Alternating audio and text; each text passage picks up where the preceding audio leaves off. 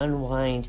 And after a really relaxing dinner with his wife, they retired to bed. So they both go to their separate beds. However, guy's not really ready yet to slumber, so he calls over to his wife, "My little boopy boo, I'm lonely." So the woman gets out of bed and crosses the room, this must be in the 50s, to the husband. And on the way, she trips on the carpet and falls on her face.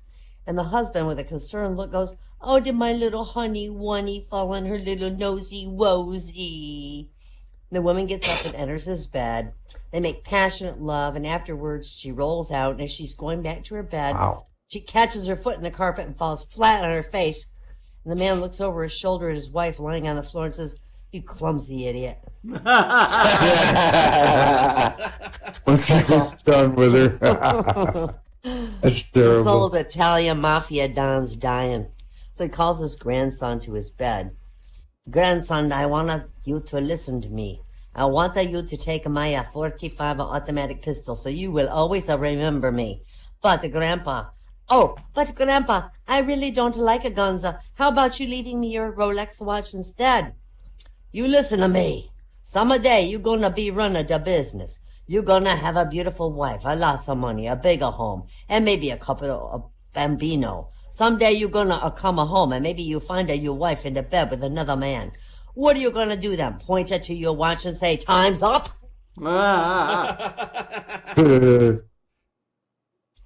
So this new priest, he's real nervous about hearing confessions. So he asks the older priest to sit in on his sessions.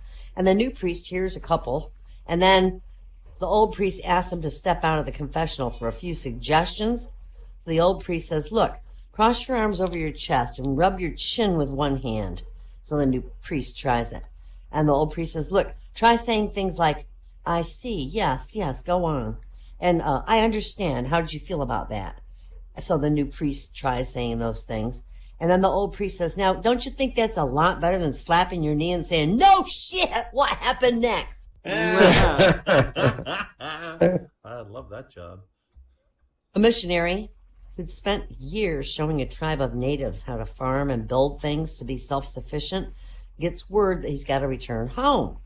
Well, he realizes that the one thing he never taught the natives was how to speak English. So he takes the chief and starts walking around in the forest and pointing to things, like points to a tree and he says, "This is a tree." And this chief looks at the tree and growls, "Tree." The missionary's pleased. They walk further. The padre points to a rock. "This is a rock." The chief looks and goes, "Rock." Padre's really getting enthusiastic about the results when he hears a rustling in the bushes. As he peeks over the top, he sees a couple in the midst of heavy romantic activity. And the padre's really flustered, and he goes, "Riding a bike." And the chief looks at the couple briefly, pulls out his blowgun, and kills them. The padre goes ballistic. He's yelling at the chief how he'd spent years teaching the tribe how to be civilized and be kind. How can you just kill these people in cold blood that way? And the chief says, "My bike." The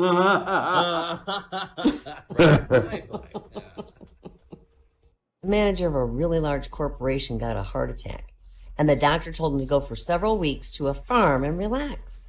Well, the guy went to a farm, and after a couple of days, he was really bored, so he asked the farmer to give him a job to do.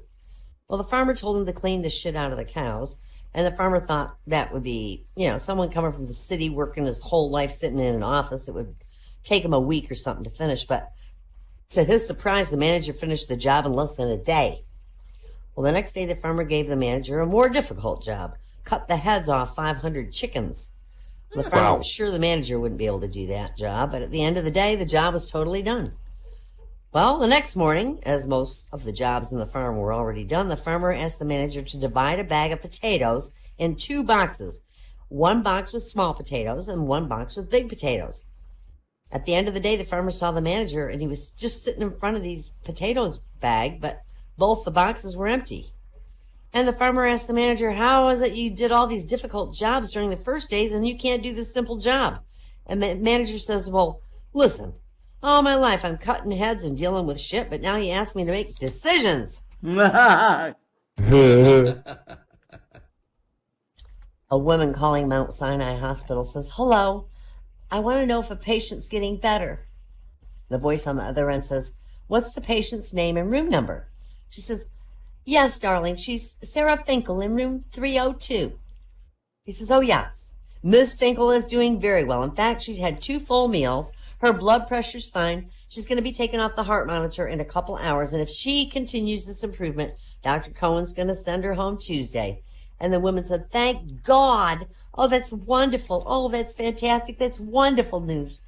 And the man on the phone says, from your enthusiasm, I take it you must be a close family member or a real close friend of hers.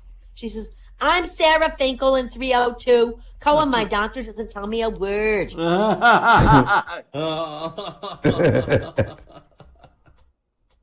This pilot's flying a small single-engine charter plane with a couple of really important executives on board. He's going into Seattle Airport. There's fog so thick, visibility is only 40 feet, and his instruments are all out. He circles looking for a landmark, and after an hour, he's low on fuel, and the passengers are all nervous. At last, through a small opening in the fog, he sees a tall building with one guy working alone on the 5th floor. So he starts circling. He banks and he shouts through the window, hey, where am I? And this solitary office worker says, you're in an airplane. And the pilot immediately executes a swift 275-degree turn, executes a perfect blind landing on the airport's runway 5 miles away. And just as the plane stops, the engines cough and die from lack of fuel. Stunned passengers ask the pilot, how did you do that? He says, elementary. I asked the guy in that building a simple question. The answer he gave me was 100% correct, but absolutely useless. Therefore, I knew that must be Microsoft's support office. And from there, the airport's just 3 minutes away on a course of 87 degrees. This older couple's lying in bed one night, and the husband's fallen asleep, but the wife felt romantic and wanted to talk. She said, you used to hold my hand when we were courting. So he wearily reached across and held her hand a second and tried to get back to sleep. A few minutes later, she goes, and then you used to kiss me. And he's a little bit irritated, and he reaches across and gives her a peck on the cheek, and then he settles back down to go to sleep. 30 seconds later, she goes, then you used to bite my neck. And he really pissed off, throws back the bedclothes, gets out of bed, and she's like, where are you going? To get my teeth.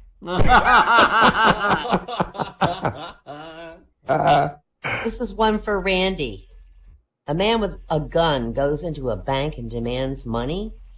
Once he's given the money, he turns to a customer and he says, did you see me rob this bank? And the man says, yes, sir, I did. And the robber shot him in the head and killed him instantly. Oof. Then he turned to a couple standing next to him, and he says to the man, did you see me rob this bank? And the man says, no, sir, I didn't, but my wife did. This couple goes on vacation, this fishing resort in northern Minnesota. The husband likes to fish at the crack of dawn, and the wife likes to read. One morning, the husband returns after several hours of fishing and takes a nap. And although not familiar with the lake, the wife decides she's going to take out the boat. So she motors out a short distance, anchors, and continues reading her book. Well, along comes this forest policeman in his boat, and he pulls up alongside her, and he says, good morning, ma'am. What are you doing? She says, reading a book. Thinking, isn't that obvious? Duh. You're in a restricted fishing area, he says. Uh-oh. I'm sorry, officer, but I'm not fishing. I'm reading. Yes, but you've got all the equipment there. I'll have to take you in and write you up. Oh, she says, if you do that, I'll have to charge you with sexual assault. I haven't even touched you. Well, that's true, but you have all the equipment.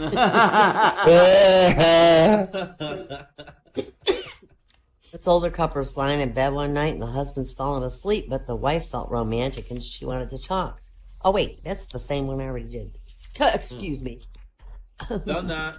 Been there. My bad. This young man marries a minister's daughter, and they're at the motel on their wedding night, and he says, honey, because he wants to be real tender and gentle with her, he says, I'll go in the bathroom and undress while you get prepared in here, and when you're ready, just knock on the headboard 3 times and I'll come out. And she said, okay, honey. And he goes in the bathroom and he starts to undress very slowly to give her plenty of time to get prepared. But he doesn't even have his pants down to his ankles, and she's knocking on the headboard. And he's like, wow. So he quickly whips off his clothes and steps out into the room, and he's like taken aback to see her lying spread-eagled, totally naked on the bed. And he's like, oh, gasps. And she goes, what's wrong, honey? He says, well, I just thought, being a minister's daughter, I'd find you like kneeling by the side of the bed, hands clasped and head bowed. She said, well, I can do it that way too, but it gives me hiccups.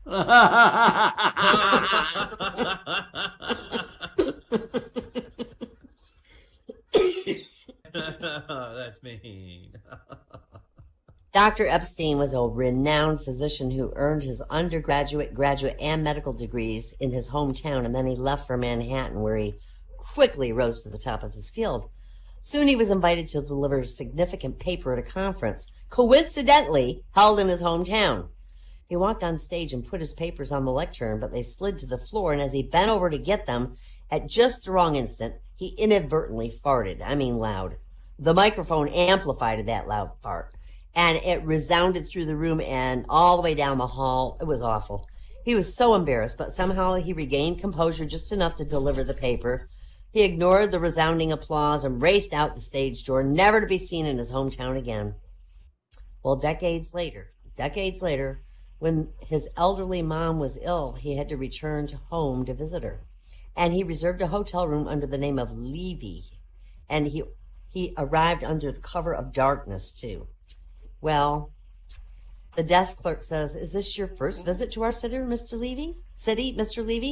And he said, well, young man, no, it isn't. I grew up here and I received my education here, but then I moved away. Well, why haven't you visited? Asked the clerk. He said, well, actually, I did visit once many years ago, but an embarrassing thing happened, and since then I've been too ashamed to return. And the clerk consoled him. Oh, sir, he says, I don't have your life experience, but one thing I've learned that often what seems embarrassing to me isn't even remembered by other people. I bet that's true about your incident, too. But Dr. Epstein said, son, I doubt that's the case with my incident. And the clerk says, was it a long time ago? And Epstein says, yes, many years. And the clerk said, was that before or after the Epstein fart?